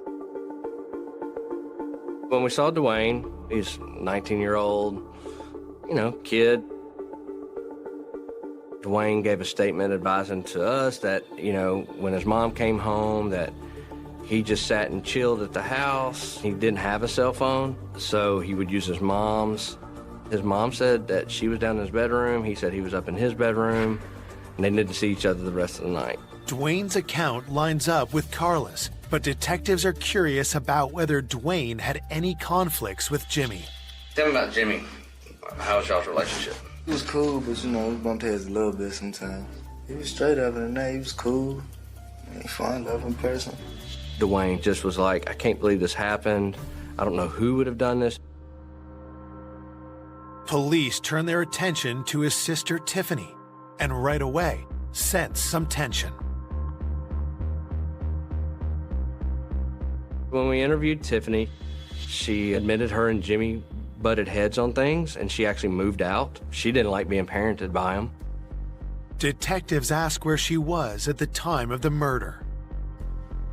Advised she was at home with her boyfriend during the time frame all that Wednesday evening. So at the time we got through interviewing Carla, Tiffany, and Dwayne, there was not anything to lead us to believe that they had any involvement with the death of Jimmy. To help confirm their alibis, detectives ask for Carla and Tiffany's cell phones. We were going to use the technology of the cell phone pinging to corroborate where they were the night of the murder.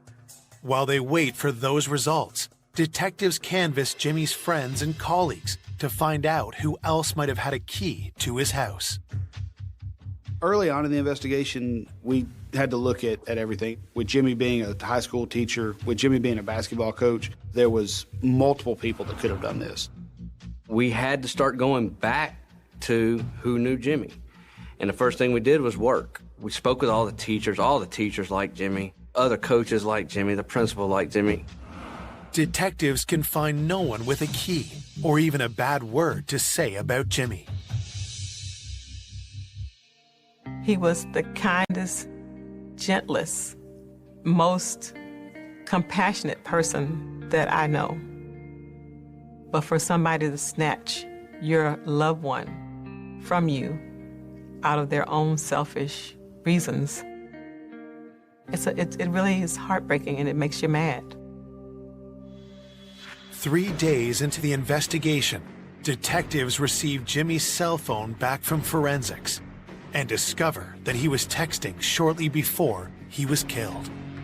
He was texting with a female subject, and they were back and forth talking about some directions and basically good night. The last text we identified as a subject named Pam Smith. The name is new to police, but when they compare the time of her last text with the report of gunshots on the night of the murder, they realize they were just minutes apart.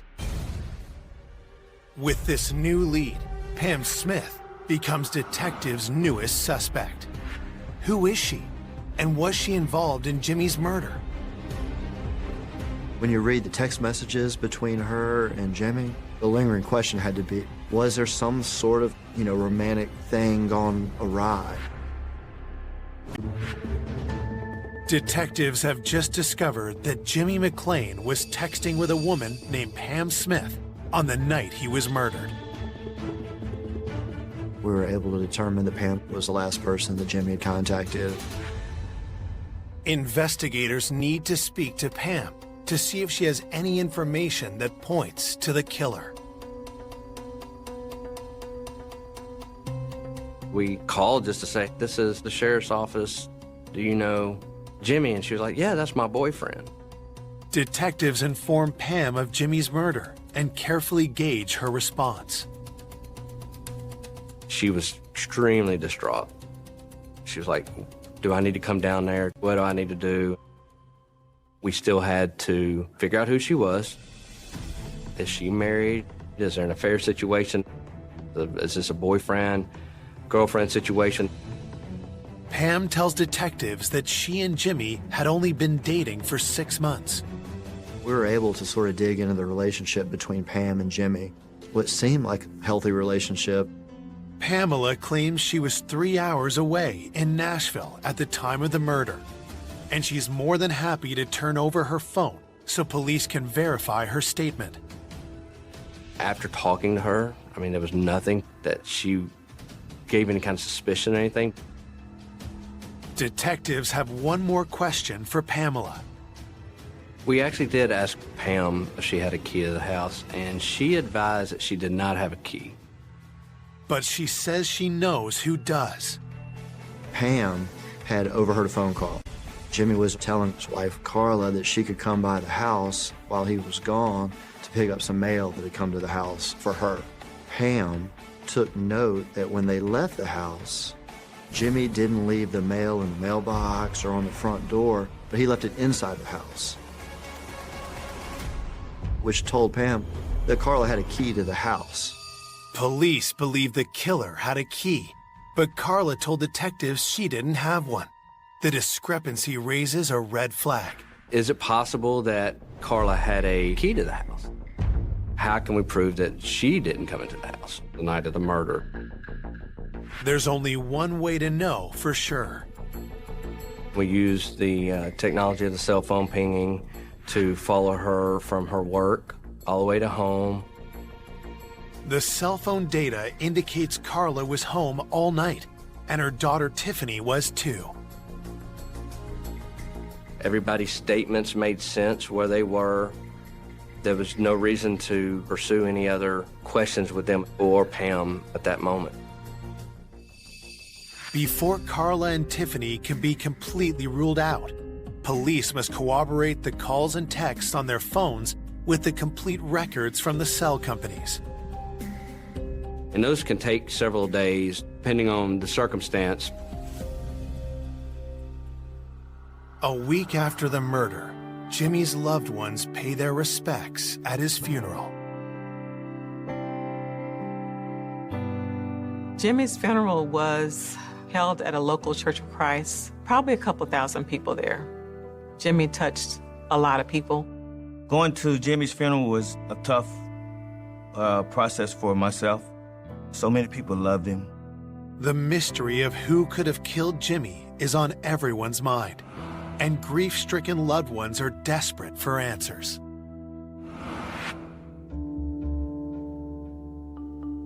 The family was very concerned, but I felt that absolutely the truth would come out. It was hard waiting and hoping that they get that person before it's too late. It's very frustrating. After several days, it gets worse. It gets harder to solve, and the family starts to lose hope in you. The day after the funeral, detectives received the forensics reports. There was no extra DNA under the fingernails of him to see if he got physically close enough to maybe grab the suspect or anything like that.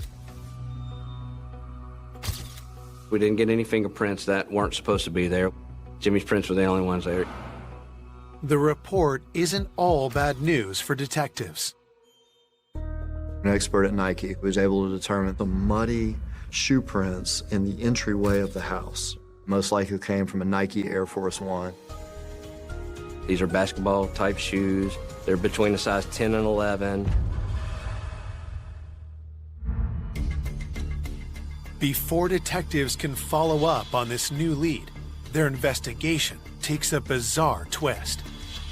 There had been a scandal at the high school. Ridgeway High School had a very good basketball team. They were one of the top in the state. We started hearing about a student at the school who had just recently gotten in some trouble. Detectives need to know if the scandal is linked to Jimmy's murder. Staff tells them the player at the center of the storm is number 22, Mackenzie Sewell. Obviously, he was a fairly good basketball player, but he was also 2 years older than people that he was playing with. He was actually an adult, falsified documents to still play high school basketball because he was attempting to try to get a scholarship to play. A week after Jimmy is found dead, the scandal explodes into the headlines.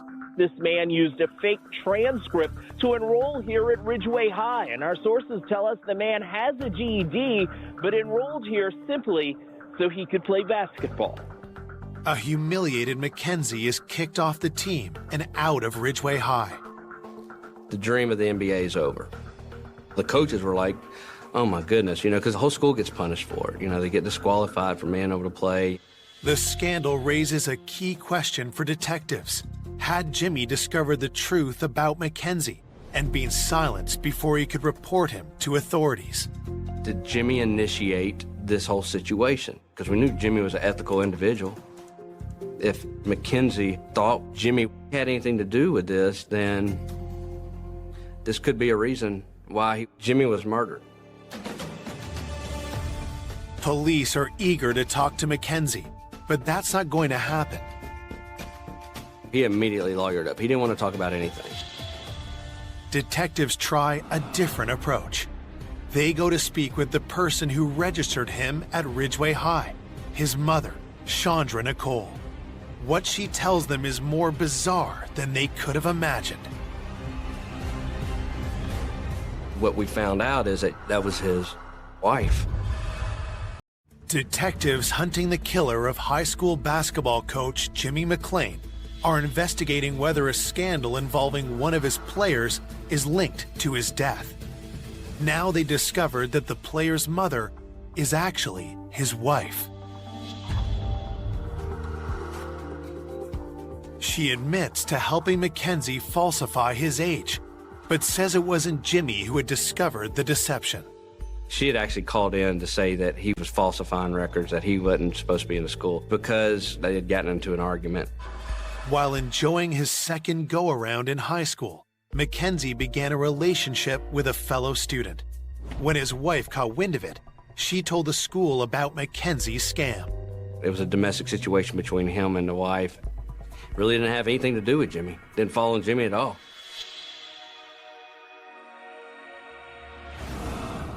Once again, a promising lead evaporates into thin air. And over a week into the investigation, police are starting over. I was back to square one again. I was starting to question myself and wonder, like, are we gonna get anywhere with this thing? I was starting to be concerned. I wanted to know when people were going to be charged. Just as investigators begin to fear the trail growing cold, they receive the complete cell phone records for Jimmy's ex-wife, Carla, and her daughter, Tiffany. We had ordered direct cell phone records to corroborate the exact records that we had initially dumped. You're talking hundreds, even thousands of records at times to look through, to see if you can find where there's a discrepancy in something. After days of hard work, police get the break they've been praying for. Everybody else's phones were making sense, but Carla's phone did not make sense. We noticed there were actually people being texted between 6 and 9, 2 different phone numbers. And that was the time frame of the homicide. Those texts were conveniently erased off Carla's phone. So that automatically piqued interest. So we were trying to identify the 2 phone numbers that were deleted. We identified one of them as a subject named Robert, and then another subject named Heather. We looked up Robert real quick and found out Robert was a convicted felon for dope dealing. But why are these numbers erased the night of the murder? At that point, I felt it necessary to call Carla back in and talk to her again, and then further identify maybe Heather and Robert, since we had names on them. When detectives press Carla about the texts, she tells them they belong to her son and Jimmy's former stepson, Dwayne. Detectives already know that Dwayne uses his mom's phone since he doesn't own one of his own.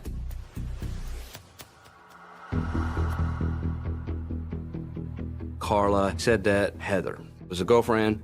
She says, oh, she's a good girl. She's a girl that lives out in Cordova, not too far.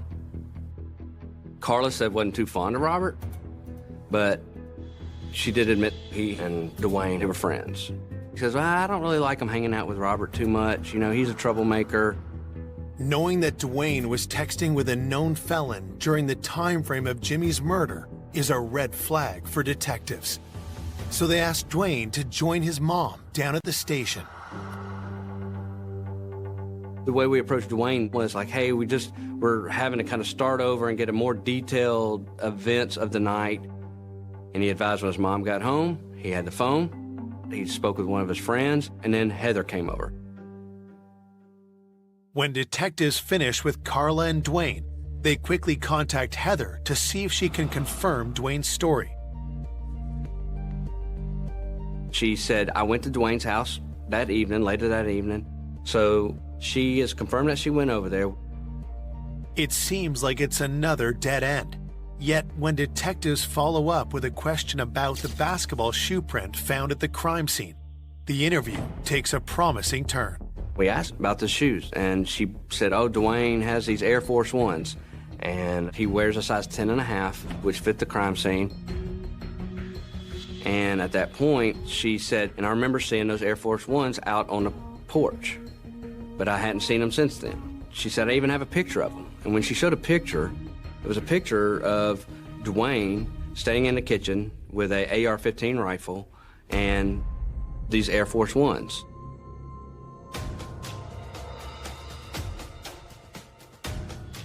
Police quickly get a search warrant for Carla's home.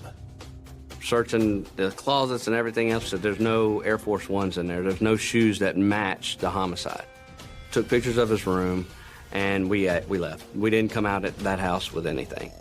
So far, linking Dwayne to the crime has not proven fruitful, but detectives have another strategy. We know for a fact that there was text messages between Robert and Dwayne during the homicide. We feel that those texts could be very important. Since he erased them off his phone, we couldn't get them. So my goal was to get a search warrant for Robert's phone, hoping that the text messages were still on his phone, visible where we could see them. While police wait for a warrant to be approved, officers keep an eye on Robert. I arrived, and within a few hours of setting up surveillance, Robert Collins came out of his house. At that point, our detectives went to talk to him, and Robert took off running.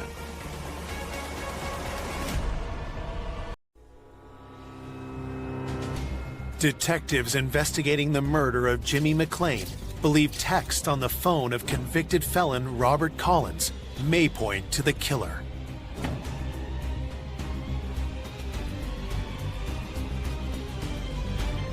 When Robert took off running, he ran a good ways, but we needed to catch him. We didn't want him to destroy his phone or anything like that. As Robert Collins was running away from the scene, he tossed something. Our detectives ended up catching him on foot, and when they did, he had a large amount of narcotics. The illegal drugs give detectives reason to arrest Robert. But even more incriminating is what he tried to discard as he fled. When we saw that he had tossed a weapon, we immediately thought maybe that was the weapon that was involved. So in the back of my head, I'm thinking, oh, this is fantastic. Are we going to solve the homicide right now? You get excited, like, hey, we're there, we're going to get this. Police bring Robert down to the station, but before they question him, they carefully examine his gun and phone. I think it was very quickly determined it wasn't the weapon from the scene. Still, detectives have plenty of leverage on Robert. He's a felon convicted with a handgun. Now he's got another handgun on him and a large amount of drugs. This could easily go federal. Maybe that could help us out. Maybe he'd want to work something out. He wouldn't budge on anything. I don't want to talk to y'all. Basically, he said, just put me in a jail cell. I'll go do my time. You just don't get that. That's just not normal. Is Robert trying to protect his buddy, Dwayne, or just himself? If he won't give anything up, detectives hope his cell phone might. I was hoping that the text messages were still on his phone. Started going through it. Well, Robert had erased his text too. But what Robert didn't erase were some pictures that we were able to get. The day before the homicide, Robert on his phone had a picture of a handgun. It is a similar gun, a .40 caliber Smith & Wesson Sigma, the same caliber used. What was unique about the handgun was not the handgun itself, but where the handgun was laying. And it was laying on a very unique bedspread. When I saw the bedspread, I was like, I've seen that bedspread before. I said, go get the search warrant pictures from when we picked Dwayne up. Well, as we scrolled through more pictures, we finally found a deleted picture that had Dwayne in front of the bedspread. So it tied it all in with the gun in the picture. Police now know the gun likely belonged to Dwayne or someone in his inner circle. But who used it to gun Jimmy down in cold blood? Detectives hope to find out from Robert himself.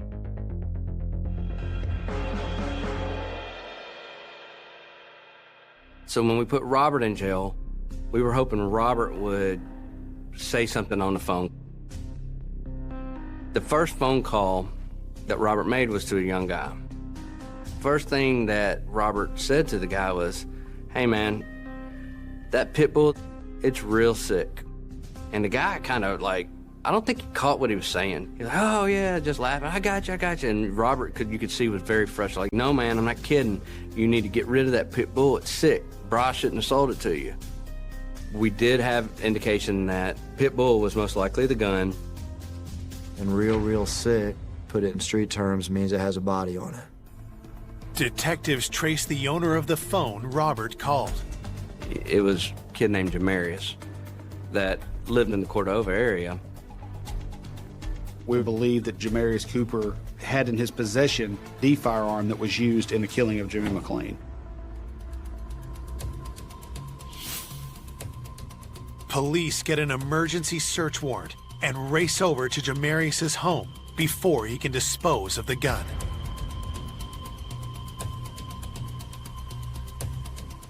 When we got Jamarius Cooper's bedroom, We systematically started going through places that things could be hidden. We were going through it, and we weren't finding anything. And then one of my detectives, probably into the 30th box or so, he's like, I got something. And I was like, do what? When I saw that gun, I immediately felt like we had found the needle in the haystack. We had known through this investigation that most likely we were looking for a very specific gun. That is the same style gun that we're looking for. Same caliber, most likely the same brand, the same model. At that moment, I was like, Jimmy's here. He's guiding us. He's telling us it's all here. He's not making it easy. He's making this puzzle, but it's slowly coming together. So immediately took the gun and had TBI process it. Within a couple hours, they were calling us back on, hey, this is the gun that was used in the homicide of Jimmy Mlan. That does bring some emotion to you. You're like, oh my gosh, this work, this time, and we're going into 30 days here. I mean, nobody finds a gun used in a homicide in 30 days. Police need to talk to Jamarius, but before they can track him down, they get an alarming call. We have a call from Cumberland County Sheriff's Office, and the deputy there said, hey, listen, we just had something weird come in. A white female came running into our station. She was very distraught. She was in her pajamas, and that she said that she wanted to pass on some information, that her husband was upset because his nephew had admitted to killing a basketball coach. Detectives investigating the murder of Jimmy Mlan have just received an unexpected call from a sheriff's office 5 hours away. And the deputy there said, a white female came running into our station. Her husband was upset because his nephew had admitted to killing a basketball coach. Her husband was Carla's brother, which was Dwayne's uncle. Detectives are stunned. Dwayne's uncle is Donald Page, a known felon. Detectives bring him in, knowing they may only have one shot to get him to talk. He was I'm not talking to y'all, I ain't got nothing to say. Police remind him of one simple fact. If he's withholding information, that makes him an accessory to murder. And all of a sudden, he said, look, my nephew said he did it. Dwayne had, in fact, taken him aside and said, Uncle, Unc, had to handle my business. And Donald said, he looked at him and said, are you saying that you killed him? Dwayne said to him, I had to stand up for my mom. Dwayne, he loved his mom. They were having some financial issues, and Dwayne thought that if this divorce could just be done with, I could get the money from the house. And I think Dwayne took it upon himself to do whatever he wanted to do, and which unfortunately led to the homicide. There was tension between Jimmy and Dwayne already. So there was that divorce, money, financial implication, motive. With an accessory charge hanging over his head, Donald agrees to testify against his nephew. At that point, I called the prosecutor and told him what we had, and he said, I think it's time to go lock up Dwayne Moore for homicide.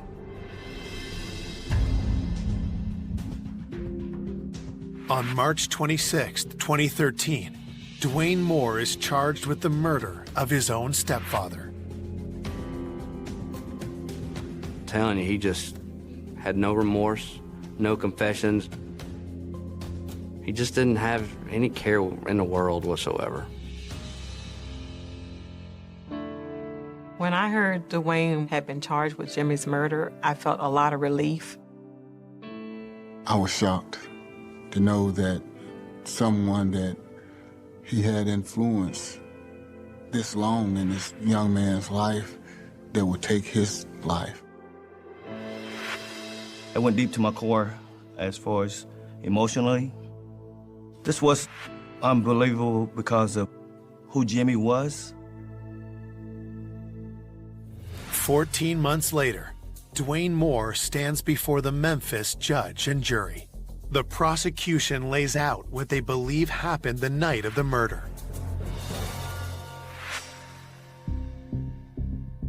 Dwayne had it in his head that he was going over there to kill him. He knew that there was a key to the house that Carla might have forgot about. I think he waited until he saw Jimmy pull in, let himself in that front door.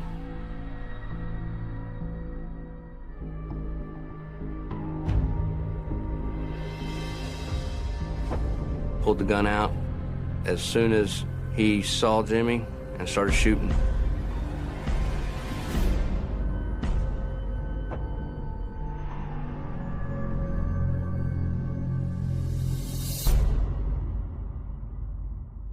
I think he did it in about 5 minutes at the most. I think he just went in there and started blasting away. To try to imagine what Jimmy must have gone through in the final moments that he was living is extremely painful. The awful terror he must have felt, knowing that his life was about to end. On June 27, 2014, Dwayne Moore is convicted and sentenced to 22 years in prison without the possibility of parole.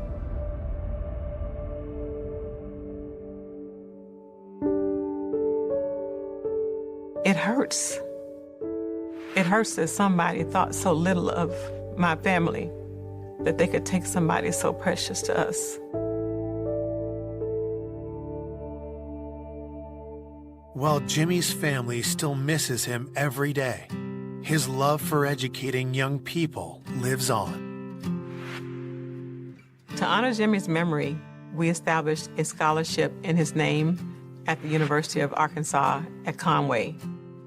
I think Jimmy will want to be remembered by being a godly man, a kind